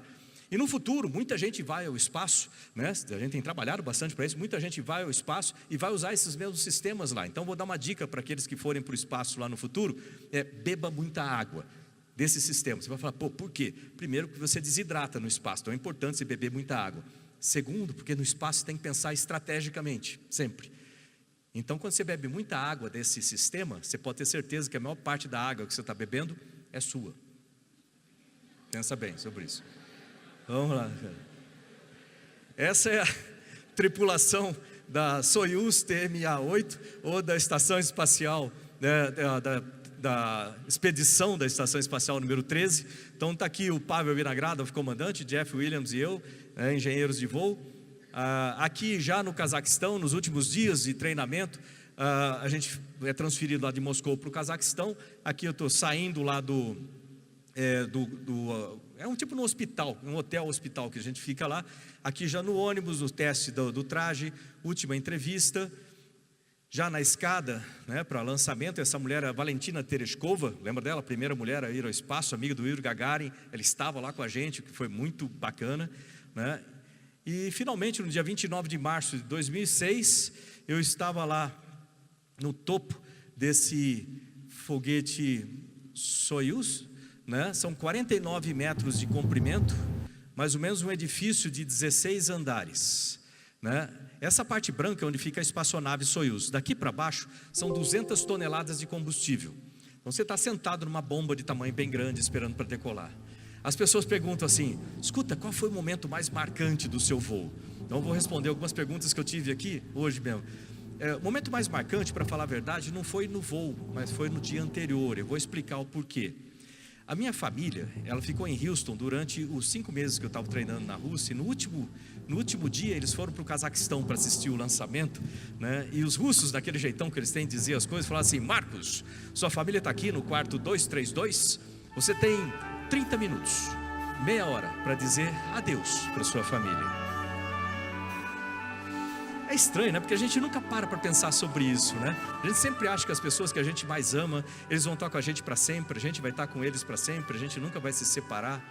Mas, em fato, não é assim na vida, a gente sabe disso. E naquele momento ali, né, no quarto, com a Fátima, o Fábio, a Ana Carolina, né? E uma enfermeira olhando no relógio na porta, né? Eu percebi que eu tinha 30 minutos para falar para os meus filhos tudo aquilo que eu queria falar para o resto da vida deles. E é estranho, o que você falaria para os seus filhos se você tivesse 30 minutos para se despedir deles? A gente não se prepara para isso. E às vezes a gente demora tanto tempo para falar coisas mais simples possíveis. Sei lá, chegar para o seu filho e falar, olha, eu te amo simplesmente porque você é meu filho. Não, hoje não, talvez amanhã, talvez depois da manhã, talvez outro dia. E assim vai, a gente sempre fica achando uma desculpa para adiar isso. Olha, eu vou dizer para vocês uma coisa, eu trabalho hoje em dia, graças a Deus, porque eu adoro isso, faz muitos anos que eu trabalho com tecnologia, com ciência e tecnologia, eu trabalho com tecnologias das mais altas que você puder imaginar. Mas mesmo assim, isso nada teria sentido se não fosse pelas pessoas. As pessoas são a parte mais importante da nossa vida. E é bom a gente prestar atenção nisso. As pessoas são as partes mais importantes. Então, se eu puder deixar uma coisa para vocês lembrarem assim, não perca a oportunidade de estar com as pessoas que você ama, beijar, abraçar, falar para eles tudo que você quiser falar. E o melhor dia hoje, não é amanhã, não é depois da manhã, porque você nunca sabe o futuro. Entendeu? Você nunca sabe o futuro. Então, naquele momento que os três saíram pelo corredor do hospital, assim, eu comecei a subir a escada para começar a preparação, que durou a noite toda. Eu olhei para eles, podia ser a última vez que eu estava olhando para os três. Aquele foi o momento mais marcante para mim. No dia seguinte eu estava sentado lá, no topo desse foguete, esperando para decolar. As pessoas perguntam, dá medo? Lógico que dá medo, você não é doido, você sabe o risco que corre. Você tem que ter medo. Aliás, eu acho estranho aquelas pessoas que têm medo de falar do medo, ou têm medo de falar que tem medo, porque medo é a emoção natural de todo ser humano. É a emoção natural, todo ser humano tem medo. Não é essa a questão, na verdade. Eu sou coach, né? Falei no começo. E coach, eu trabalho com pessoas que têm uma capacidade, muitas vezes uma capacidade gigantesca de fazer um monte de coisa na vida, mas por causa do medo. Medo de quê? É medo de falhar, é medo que as pessoas vão falar, medo que as pessoas vão pensar. A pessoa vai se encolhendo no canto e a vida vai passando. E ele tem um monte de plano, mas não consegue colocar em execução porque está com medo. E a vida vai passando. Quando chega com o cabelo branco que nem o meu, olha para trás e fala, o que eu fiz na vida? Eu não fiz nada, eu fiquei com medo, eu deixei o medo me vencer. Olha, para os mais jovens aqui especialmente, não deixe o medo te vencer. Vença o medo. Você sabe o que faz a diferença entre as pessoas que vão e realizam grandes coisas na vida, daquelas pessoas que querem realizar e ficam só na crítica, ou se não fica só no mundo da fantasia, achando que um dia vai fazer alguma coisa? A diferença é uma palavra só, chama coragem. É coragem para você fazer o que você precisa fazer, no momento que você precisa fazer, da forma que você precisa fazer, mas você faz aquilo lá. Para os mais jovens, de novo, não deixe o medo de vencer. Vença o medo, faça aquilo que você precisa. Aliás, hoje a gente está numa época no Brasil que é importante a gente pensar nisso. É importante a gente ver que a gente precisa ter coragem para fazer o que é necessário. É difícil? Lógico que é difícil. Se fosse fácil, já tinha sido feito, né? Mas a gente precisa se juntar para fazer a coisa correta, para fazer a coisa que precisa ser feita. Cada vez que eu tinha medo, eu passava a mão na bandeira do Brasil, assim, né? Eu tinha uma bandeira do Brasil no braço igual essa. Eu passava a mão e falava assim, eu não estou indo sozinho, está todo mundo indo comigo. Sabe por quê? Essa bandeira do Brasil, né? Nossa bandeira do Brasil, não é só um pano bonito com um desenho diferente das outras, com cores bonitas, não. Ela representa muito mais, representa toda a nossa tradição, toda a nossa cultura, toda a nossa história como brasileiros. Representa o sacrifício de um monte de gente para a gente ter o país que a gente tem hoje. E quando eu falo isso, o que passa na cabeça da gente, geralmente? A gente fala, pô, mas tem um monte de corrupto. Não é verdade. A gente tem sim corruptos, mas não são a maioria. A maioria de 200 milhões de pessoas são pessoas que trabalham, que fazem o seu dever, que fazem as coisas corretas. Esse é a maioria. Tem corrupto? Tem. Mas todos nós temos o dever de melhorar o país. Você fala, mas o que eu posso fazer? Eu não sou famoso, eu não sou rico, eu não sou jornalista, coisa assim. Não, a gente pode. Se cada um de nós fizer a coisa correta, fizer a coisa da maneira ética, como deve ser feito, e passar aquilo para os nossos filhos, passar aquilo para as outras gerações, e isso eu estou falando, vale para os mais jovens aí também. Lembra que tem mais jovens do que você, né? Se a gente fizer o correto e passar o correto para eles, não adianta só falar, tem que fazer, né? Porque falar a gente está cheio disso aí, tem que realmente fazer a coisa para mostrar. Eu tenho certeza que a gente muda esse país na frente. O pessoal fala que eu sou obcecado por educação, e é verdade, porque eu acredito que a educação está na base da solução de todos os problemas que a gente tem no país, mas vai ser necessário coragem de todo mundo para se juntar e fazer uma coisa só. No momento que a gente tem agora, por exemplo, de eleições, essas coisas, tem muita disputa, tem muita conversa, tem muito ataque para um lado para o outro, mas é bom lembrar que todo mundo faz parte do mesmo país. É bom lembrar que a gente precisa se juntar para fazer com que esse país funcione. No momento que for decidido e está sob nossa responsabilidade julgar quem vai ser a pessoa que vai conduzir ou liderar, porque uma pessoa só não faz nada, liderar a equipe para conduzir o país no futuro, vai depender de nós, de nos juntarmos e ajudar essa equipe para a coisa funcionar. Uma equipe sozinha não faz nada, vai precisar de todo mundo, vai precisar de 200 milhões de pessoas. Eu carrego essa bandeira há mais de 20 anos no exterior, em muitos lugares. Eu digo para você, é pesado, precisa de todo mundo para fazer isso, para que a gente tenha lá fora o país que reflita o que a gente é realmente aqui, né? Cada vez que eu tinha medo, eu passava a mão na bandeira do Brasil. Eu falava assim, eu não estou indo sozinho, porque essa bandeira representa todos nós, representa cada um de nós. Eu lembro que durante a decolagem ali, o Pavel olhou para mim e falou, faz um sinal para o seu país. Eu não podia dizer falar nada, porque não tinha canal aberto. Mas a única coisa que eu consegui pensar foi apontar para a bandeira e apontar para cima, pensando assim: estamos todos, a bandeira representa todos nós, indo juntos. Por isso que eu apontei com 2 dedos, não sei nem se alguém notou, porque um dedo não dá noção de juntos. Então estamos indo juntos para cima. Foi aquilo que eu quis dizer, e acho que é isso que a gente precisa hoje, né? De forma geral, no Brasil, 6 segundos da decolagem, os motores acendem. Quando eles acendem, esse foguete vibra tanto que chega a trincar o esmalte dos dentes, né? 9 minutos depois, você vai estar no espaço. É só o que leva para você chegar no espaço. 9 minutos, do chão até 25 mil quilômetros por hora em 9 minutos. Do chão até 200 quilômetros de altitude. Durante a subida, esse foguete todo vai ficando para trás. A única coisa que chega lá é a sua espaçonave. Depois você tem o corte dos motores. Pum. Aí eu tirei as luvas, elas começaram a flutuar aqui assim na minha frente. Aquele foi o meu momento. Pensa bem, eu sonhei com aquilo tanto tempo. Eu estava realizando meu sonho naquele momento ali. Eu espero, como eu falei no começo, que todo mundo tenha grandes sonhos. E vai ter um momento que você vai falar: eu estou realizando meu sonho exatamente nesse momento. Vai ter aquele momento na sua vida, eu tenho certeza. E aí eu soltei os cintos um pouquinho, fui olhar lá fora na janelinha ali, né, da espaçonave. O que eu vi foi esse planeta azul lindo lá assim. As pessoas perguntam assim: escuta, qual foi a primeira coisa que você pensou quando chegou no espaço? Sabe qual foi a primeira coisa que eu lembrei? Eu lembrei lá atrás, quando eu estava trabalhando na rede ferroviária, dentro da locomotiva lá, falando com os meus amigos. Eles falavam: você ser piloto, cai na real, rapaz, isso é coisa para filho de rico, você nunca vai conseguir, você vai ficar frustrado. Lembra disso? E depois, quando eu cheguei em casa, a dona Zuleika, com aqueles olhos azuis dela, da cor do planeta, olhou para mim e falou assim: olha, você pode ser o que você quiser na vida, desde que você estude, trabalhe, persista e sempre faça mais do que esperam de você. Eu tenho certeza que ela pôde ver aquilo de lá. Ela faleceu em 2002, então ela não pôde ver isso com os olhos azuis dela, mas de alguma forma eu tenho certeza que ela pôde sentir aquilo, pelo menos. E para mim, compartilhar com ela aquele momento foi muito importante. Sabe por quê? Na vida a gente sofre tanto para fazer alguma coisa funcionar, por um projeto funcionar, não é? E quando a gente chega lá e faz a coisa funcionar e tem sucesso, o que acontece? Geralmente a gente lembra de tudo que aconteceu de errado, das pessoas que vieram puxar o nosso tapete, elas aparecem de bando, dos críticos que vão falar um monte de abobrinha, um monte de besteira, só para puxar o seu tapete, só porque eles não tiveram coragem ou competência para fazer alguma coisa. A gente vai lembrar de tudo que aconteceu de ruim, e muitas vezes a gente vai esquecer as pessoas que nos ajudaram a chegar lá. Às vezes é um pai, uma mãe, muitas e muitas vezes vai ser um professor, uma professora. Diga-se de passagem, a profissão mais importante que existe em qualquer país sério, e é bom a gente lembrar disso, né? E é bom a gente compartilhar aquele momentinho com eles. Dura pouco, aquele momentinho de felicidade, mas eles fizeram parte daquilo. Logo depois você olha aquele planeta azul, você deve imaginar, você deve se sentir grande coisa quando você chega no espaço e olha para a Terra e fala assim: eu sou astronauta, eu cheguei aqui, eu estou do lado de fora do planeta, né? Não, você chega lá, você se compara com a Terra, você se sente absolutamente insignificante, nada. Aí você cai na real, o que cada um de nós é realmente? Nada, insignificante. Aí você vê aquelas pessoas que são arrogantes pra caramba, assim, fala: por quê? Não faz sentido nenhum, todo mundo é igual, todo mundo é a mesma coisa. Visto de lá você não enxerga nada disso, a gente é menor que uma bactéria em cima da mesa, né? Ou seja, nada.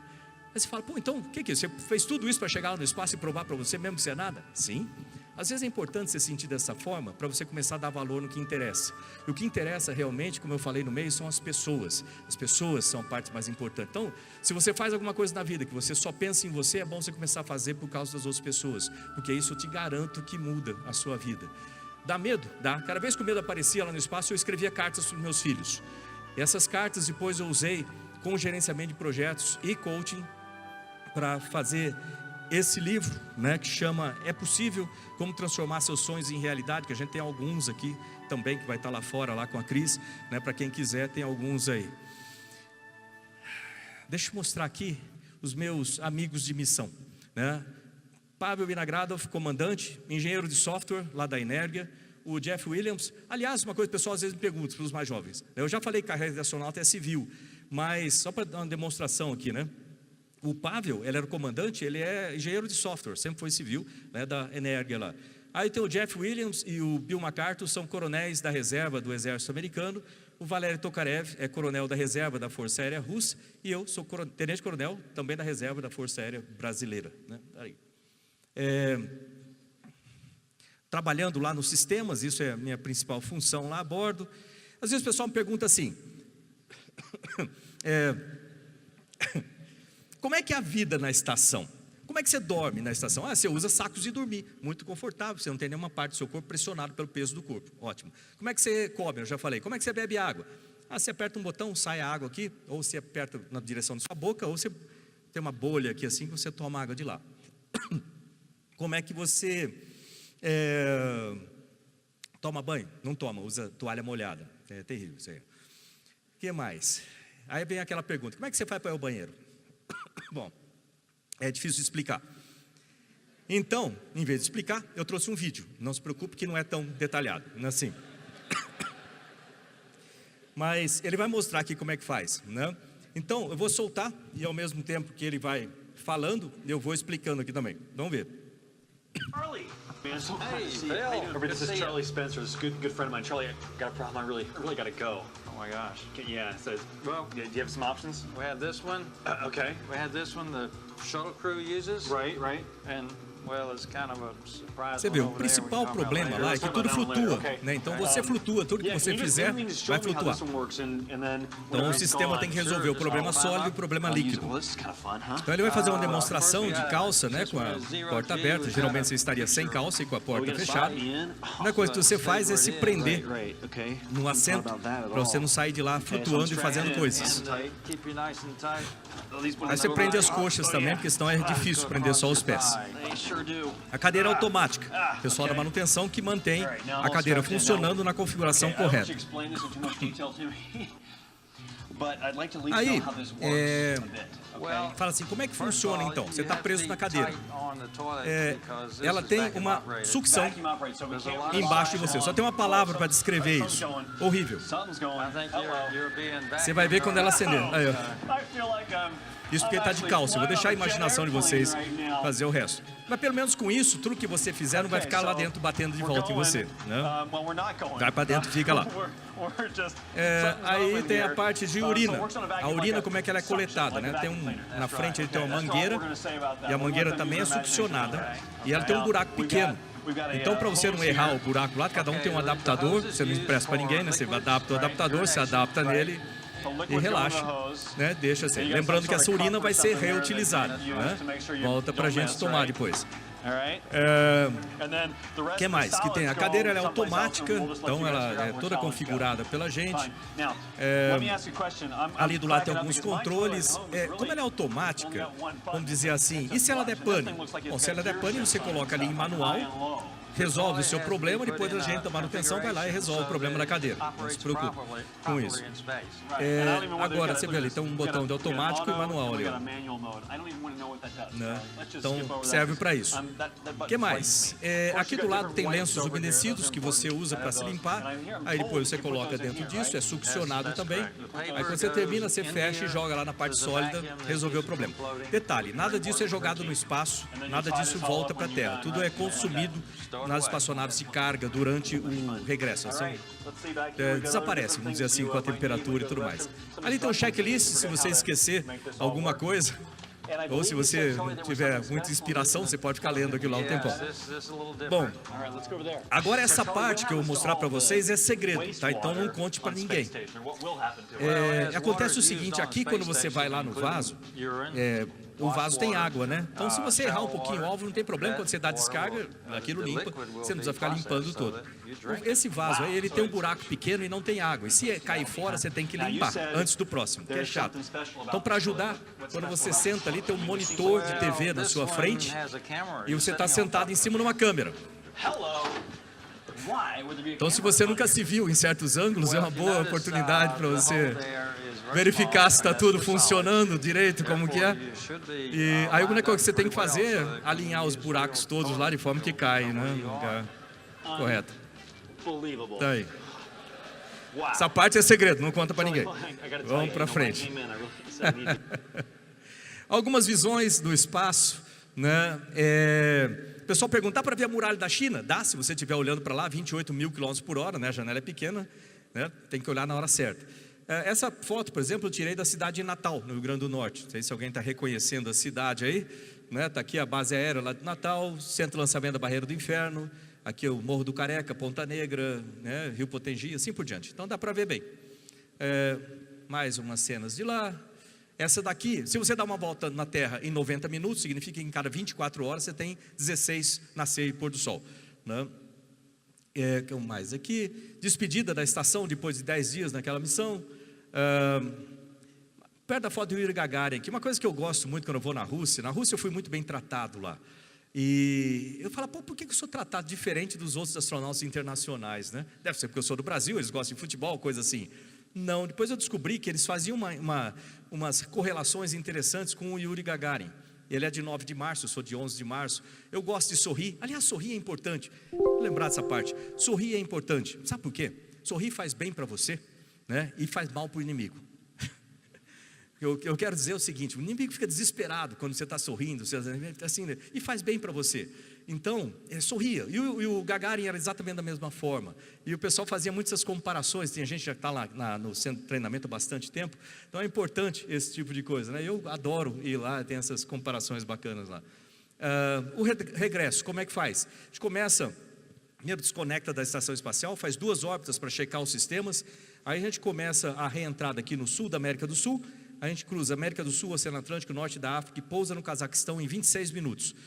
É rápido. A gente sai de lá de 350 quilômetros com 28 mil quilômetros por hora e dá 0,0 lá. Aqui a primeira parte é uma queima de reentrada, e depois a espaçonave é separada em 3 partes. A parte de propulsão e de carga, elas não têm proteção térmica para reentrada, então elas vão ser destruídas na reentrada. A nossa cápsula tem 2,20 metros de diâmetro e tem um painel térmico que aguenta 2.500 graus a 70 centímetros das suas costas. Então, se ele falhar e ele vai sendo consumido na reentrada, você tem 10 segundos para viver antes que o plasma entre e torre todo mundo lá. Vibração, G, pode chegar a 11 Gs, no nosso caso foi 6, 7 Gs, que foi excelente, reentrada perfeita. Mais vibração quando abre os paraquedas e uma pancada no deserto do Cazaquistão. É bom lembrar que no espaço você perde densidade óssea, você tem radiação, você tem alteração do sistema cardiovascular, alteração do sistema hormonal, alteração do sistema imunológico. O seu corpo vai sofrer no espaço. Então você tem que tomar muito cuidado com o seu corpo durante a reentrada aqui também. Aqui o pouso, né, lá no Cazaquistão, muito bom encontrar seus amigos. Eu estava muito feliz aqui com a bandeira do Brasil. É uma sensação de começo de missão. Olha, estranho isso, né? Começo de missão, você não acabou de completar uma missão? Não, porque aí vem uma vida em seguida, né? Hoje parte da minha missão, além de poder voltar ao espaço, são os jovens também. Eu quero que vocês tenham sucesso. E não só falando, tentando trazer durante essas palestras que eu faço no Brasil todo e fora do Brasil, mas também provendo meios para que vocês tenham educação de qualidade. Eu tenho uma fundação também que a gente trabalha com isso. Aliás, vamos falar um pouco dessas coisas já. Depois de 10 dias lá no Cazaquistão, aliás, lá na Rússia, me mandaram de volta para Houston, mas antes eu passei aqui no Brasil, fiquei 10 dias, vi muitas vezes a bandeira erguida por educação, ciência e tecnologia. Olha, eu não entenda mal, mas eu gosto de ver o Brasil ganhar na Copa do Mundo, na Fórmula 1, tudo isso. Excelente, você fica orgulhoso de ver a bandeira do Brasil lá no esporte, que é importante para o desenvolvimento das crianças e assim por diante. Mas, o que faz um país ser desenvolvido, né? De novo, educação, para formar cidadãos qualificados, ciência para desenvolver ideias e soluções específicas para o país, tecnologia para transformar essas ideias em inovações, que vão se transformar em produtos, que vão se transformar em empresas, que vão se transformar em empregos para empregar essas pessoas qualificadas. E isso foi usado por todos os países desenvolvidos que existem hoje em dia, né? Obrigado.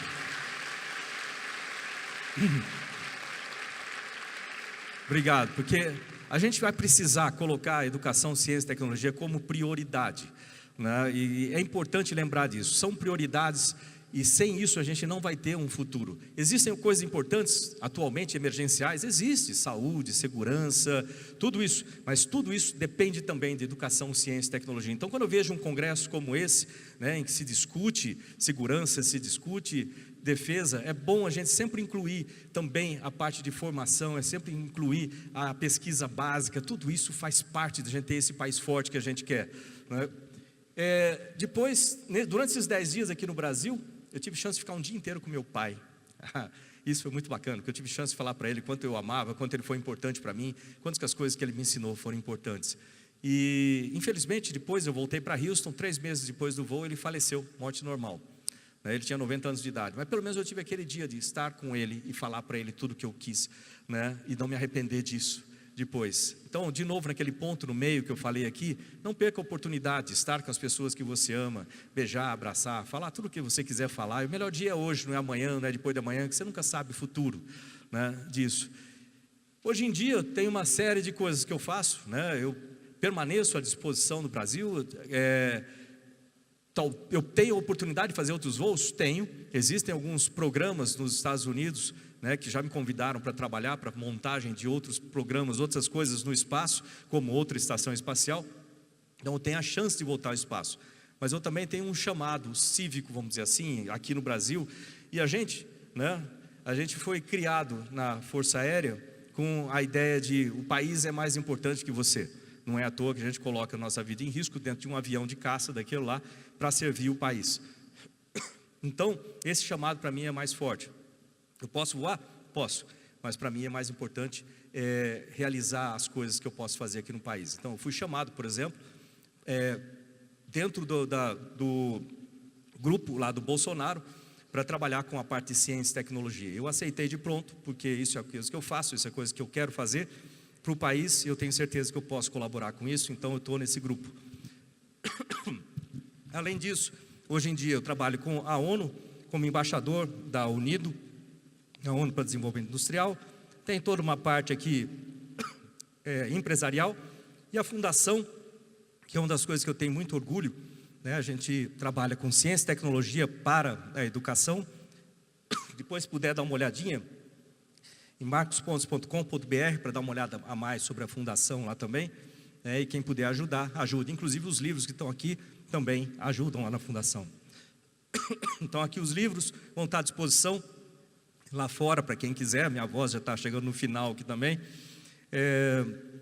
E o futuro reserva muitas coisas ainda.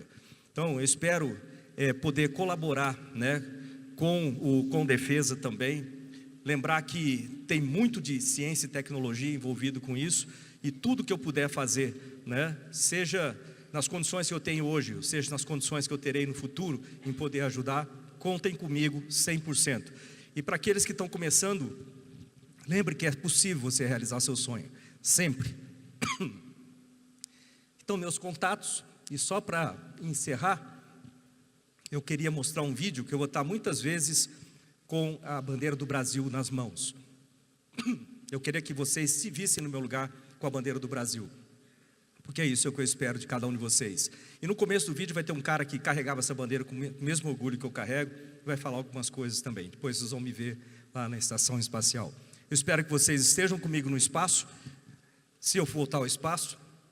Eu espero que vocês estejam comigo na ciência e tecnologia e no Brasil, pelo Brasil, porque a gente precisa de 200 milhões de pessoas patriotas que acreditam no país.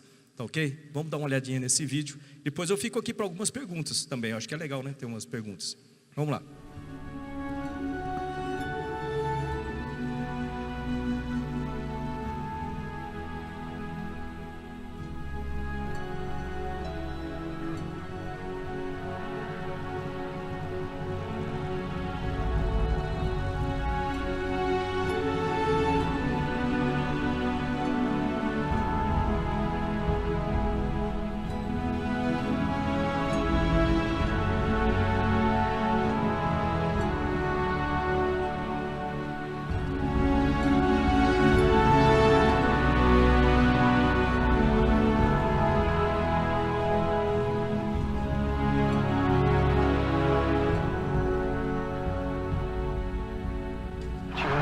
Muito boa, mas tudo isso que eu consegui foi através de dedicação, perseverança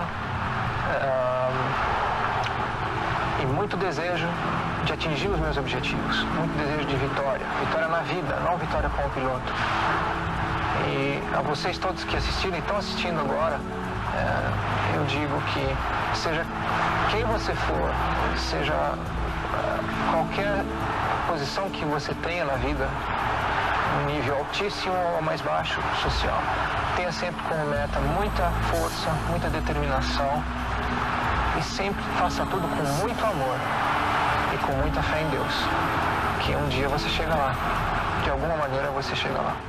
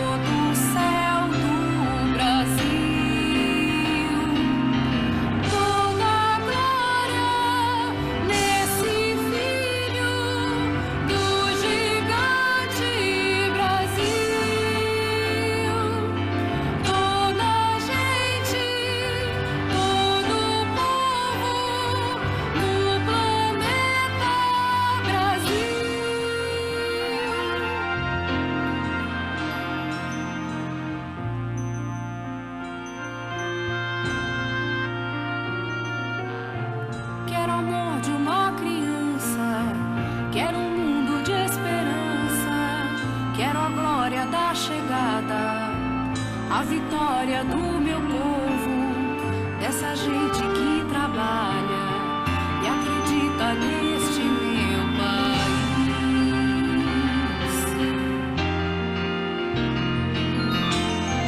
Abra os braços, siga em frente, cante um hino de esperança, tenha sempre na memória que a glória é seu destino. Não se curve ante o medo, que sua hora sempre vai chegar.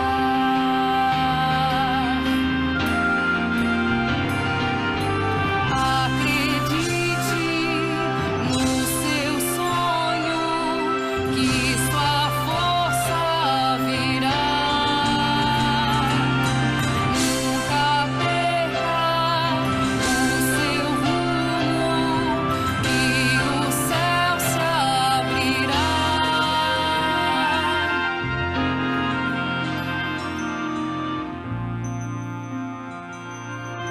A todos os brasileiros, obrigado. 7, 6, 5, 4, 3, 2, 1. Liftoff. Liftoff of the Soyuz rocket transporting Jeff Williams, Pablo Leonardo, and Marcus Pontes to their microgravity home in space.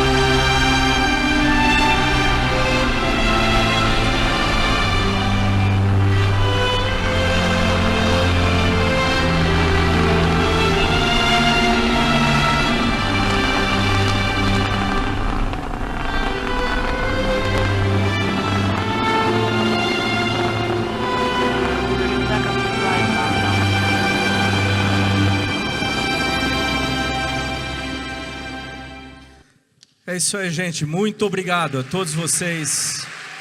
Muito sucesso. Que vocês realizem seus sonhos. E lembre-se do seguinte: não desista do Brasil. Obrigado.